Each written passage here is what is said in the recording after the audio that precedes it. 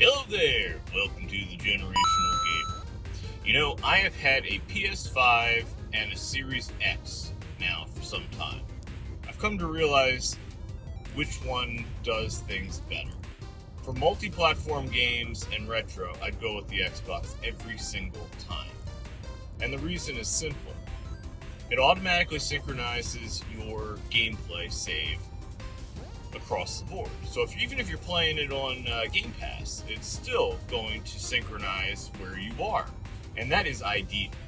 The multi-platform games, I say the Series X because the truth of the matter, the DualSense, which is really the only difference between the two games, I mean, the rest of it's so negligible, it's not even worth the effort. The DualSense doesn't improve that much on non-Sony games. I mean, Spider-Man, yeah, it's really cool. Ratchet & Clank, it does something cool. Jedi Survivor, it doesn't do that much. Yeah, it's a little bit more unique than, say, an automatic rumble of the Series X controller, but let's be realistic, it's not that significant, you know? So, I like the Series X for that. The only thing, and it's a big one, that the PlayStation 5 wins out on is the games. It has some unique games. You get the Sony exclusives, which of course are mostly pretty good, assuming they're not censoring the shit out of them to make them fit a modern audience. The controller is designed to work with their games. And unfortunately, games come to the PlayStation and Switch first, and then the Xbox in many cases. So, the Switch would be my dominant console if it wasn't likely going to be phased out soon. Until they say that Switch games are backwards compatible with the next one, I'm not even focusing on the Switch that much right now. I figured the longevity would be with the PlayStation. Or Xbox, but I've already said numerous times, I don't think Microsoft is going to continue the Xbox beyond this generation. I could be mistaken, I could be off by a generation, but with Game Pass, they don't freaking need the Xbox. Hell, you could play Series X games on your Xbox One by using the cloud streaming feature. Why bother with a Series X or a Series S, other than the convenience of having it? But the PlayStation, because they make a clear delineation between PS4 and PS5, when you play a PS4 game, yeah, it looks better, don't get me wrong, but the saving system is not the same. If you play a PS5 version of a PS4 game, let's just say it was updated, like Fallen Order, then those are two separate saves. As opposed to the Xbox, where if I'm playing the Series X version of Fallen Order or The Witcher 3, and then I go play it on the One, the saves are completely synchronized with each other. I don't have to mess with them. Not actually The Witcher, as I think about it, is not the greatest example because it synchronizes your saves on GOG. So let's go back to Fallen Order.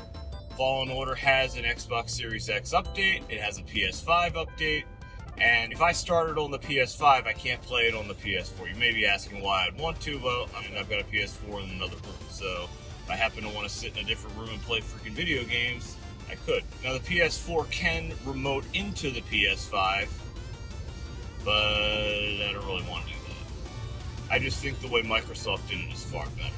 Also, retro games on the Series X. Yeah, it's not all-encompassing. Yes, I know you can put it in developer mode and use Xenia to play 360 games that are not backwards compatible. I have not done that. You're playing the same one that's available on the One, but you're playing it on the Series X. And I think, once again, because of the saves, it's completely synchronized through the Xbox ecosystem. Far more efficient, far better. And I must say, using the internal or external expansion card drives makes load times a thing of the past. Also, and I can't stress this enough, PS3 is not currently compatible with PS5. Xbox 360, that same generation, is compatible, assuming the game is backwards compatible, with the Series X.